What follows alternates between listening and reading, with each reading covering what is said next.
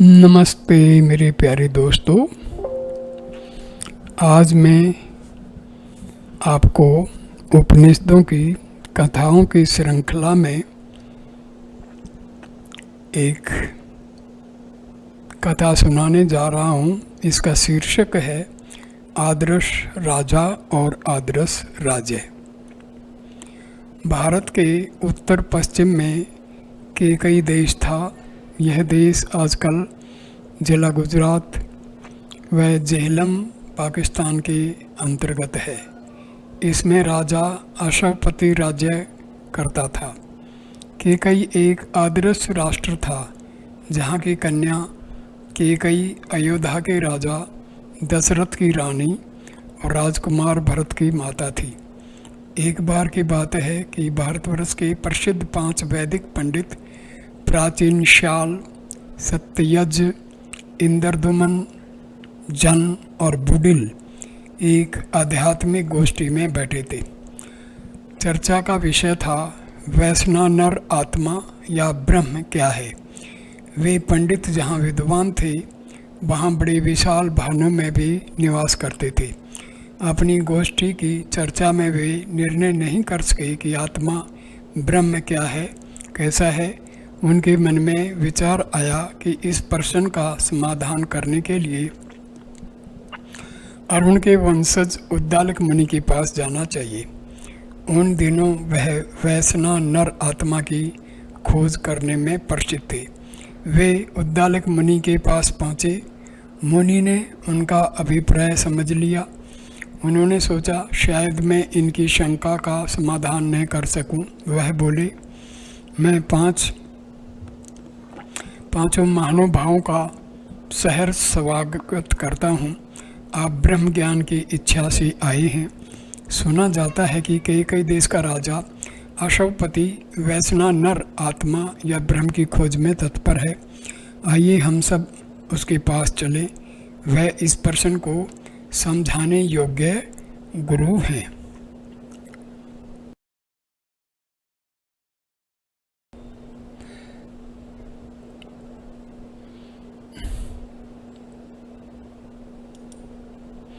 उद्दालक मुनि के साथ वे 5 विद्वान कैकई देश में जा पहुँचे।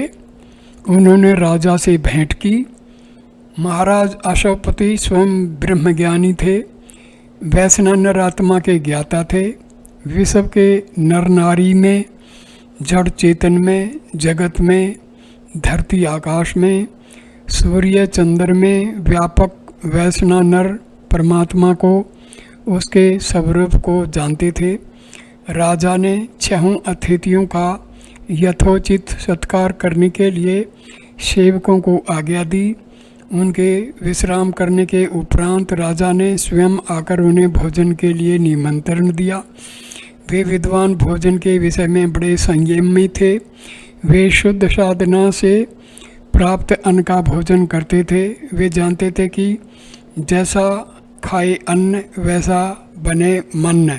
उनका जीवन सात्विक था, भोजन सात्विक था। इसलिए वे सात्विक धार्मिक व्यक्ति के यहाँ ही भोजन करना चाहते थे। राजसी व्यक्ति के यहाँ और राजसी भोजन उन्हें पसंद न था।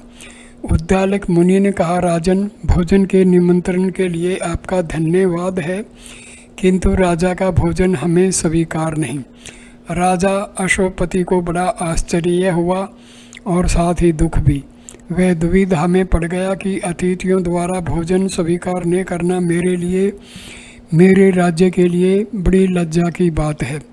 राजा ने विनय से पूछा, मुनिवर, भोजन अस्वीकार करने का क्या कारण है? आप हमारे अतिथि हैं। आपका आतिथ्य करना, भोजन कराना मेरा अहोभाग्य है। क्या मैं आपके द्वारा भोजन स्वीकार न करने का कारण जान सकता हूँ? उद्दालक मुनि बोले, राजन, हम सब सात्विक जीवन बिताते हैं, सात्विक साधनों से प्राप्त अन्न ग्रहण करते हैं। तुम राजा हो, शासक हो। तुम्हारे राज्य में सज्जन, दुर्जन, श्रेष्ठ, दुष्ट, सदाचारी, दुराचारी, धनी, निर्धन, उदार और कृपण सभी प्रकार के नर नारी निवास करते हैं।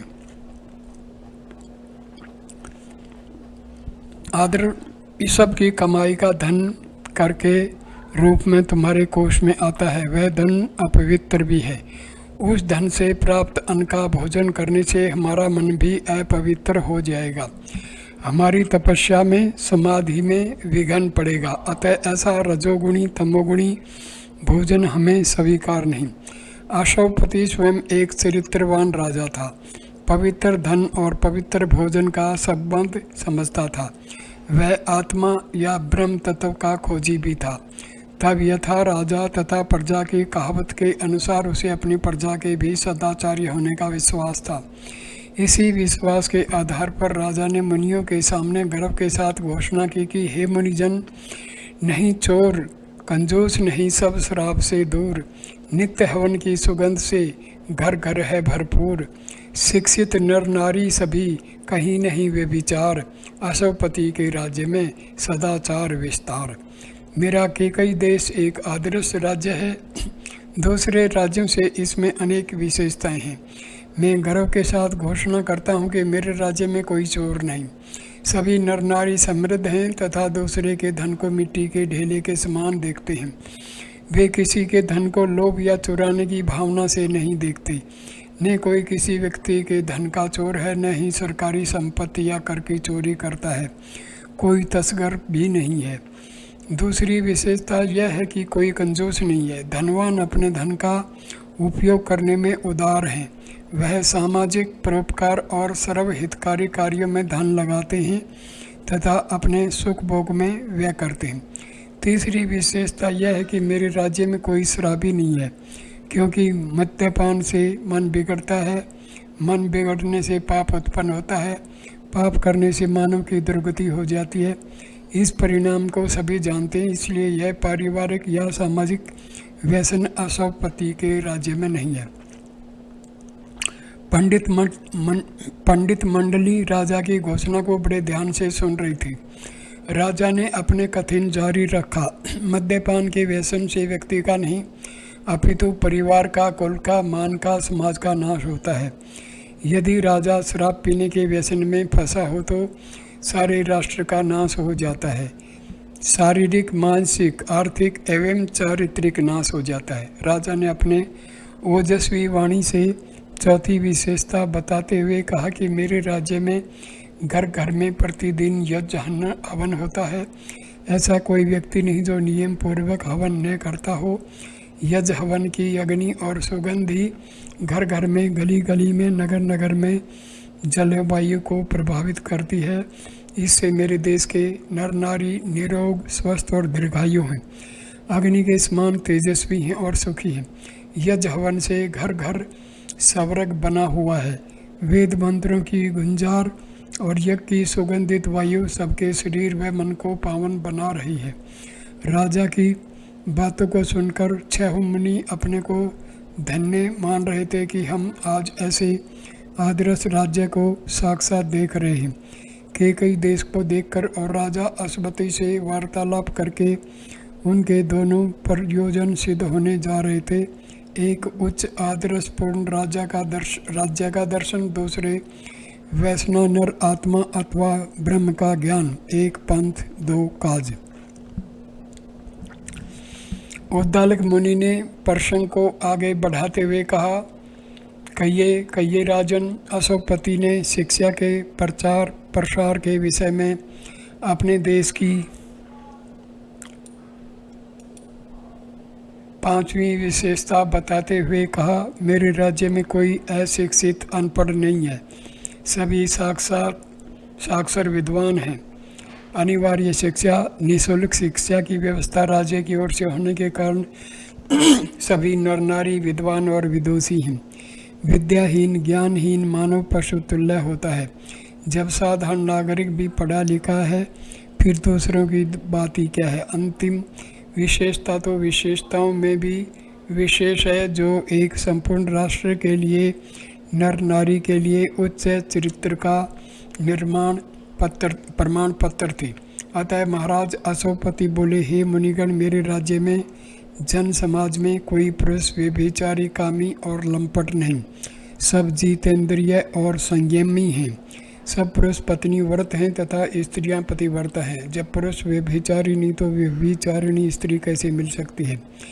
नर नारी ब्रह्मचर्य अर्थात संयमी जीवन का पालन करते हैं।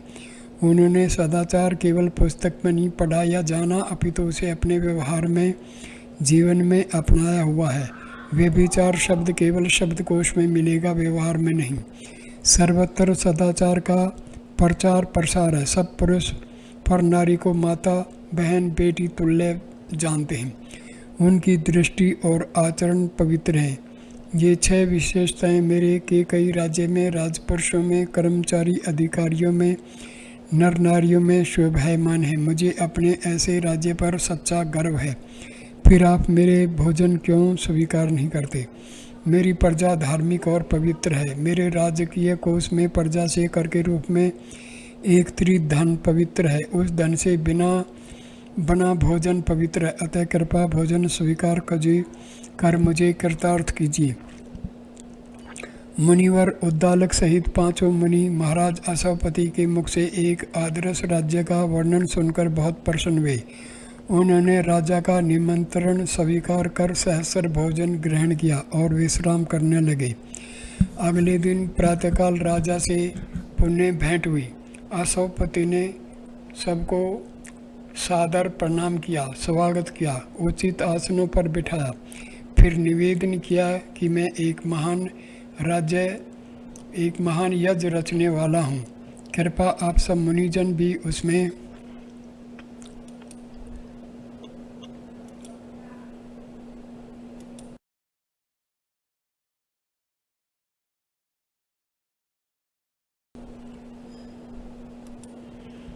अगले दिन प्रातःकाल राजा से पुण्य भेंट हुई। अश्वपति ने सबको सादर प्रणाम किया, स्वागत किया, उचित आसनों पर बिठाया। फिर निवेदन किया, मैं एक महान यज्ञ रचाने वाला हूँ। कृपया आप सब मुनिजन भी उसमें शामिल हों। यज्ञ करने वाले हर एक ऋत्विज को मैं जितना धन दक्षिणा के रूप में दूंगा, उतना आप मैं से भी प्रत्येक को दूंगा। यह मेरा संकल्प है। आशा है कि आप मेरे यज्ञ को सुशोभित करेंगे, पूरा सहयोग देंगे, क्योंकि यज्ञ को सबसे श्रेष्ठ कर्म बताया गया है। उन्होंने कहा, हम जिस प्रयोजन से यहाँ आए हैं पहले वह पूरा होना चाहिए। राजा के विनय पूर्वक पूछने पर वे बोले, हमने सुना है कि आप वैष्णव नर आत्मा को जानते हैं या उस आत्मा की ब्रह्म की खोज में लगे हुए हैं। आपसे बढ़कर दूसरा ज्ञानी इस विषय में हमने नहीं सुना। राजा ने उनके निवेदन को सभी सहस्र स्वीकार किया। उसने वैष्णव नर आत्मा के विषय में पहले उनके विचार जानने चाहे। सबसे पहले पंडित प्राचीन शाल ने पूछा कि आप किसे वैष्णव आत्मा मानकर उसकी उपासना करते हैं। मैं नक्षत्रों तारों से चमकते द्युलोक को आत्मा मानकर उसकी उपासना और भक्ति करता हूँ, प्राचीन शाल ने बताया। राजा बोला, यह चमकीला द्युलोक तेजोमय लोक है। यह उस वैष्णवर आत्मा के केवल सिर के तुल्य है। यह सारा वैष्णव आत्मा नहीं, उसका एक अंश है, भाग है। उसकी उपासना की कृपा से, परमेश्वर के आशीर्वाद से भरपेट भोजन, सभी प्रिय वस्तुएं आपको प्राप्त हैं तथा आपका कुल तेजस्वी है। फिर राजा ने सत्य यज्ञ से यही प्रश्न किया। उसने सूर्य को वैष्णव नर आत्मा मानकर उपासना करना बताया। अश्वपति ने उसे भी वही उत्तर दिया कि सूर्य तो उस वैष्णव नर आत्मा ब्रह्म का एक रूप है, संपूर्ण रूप नहीं।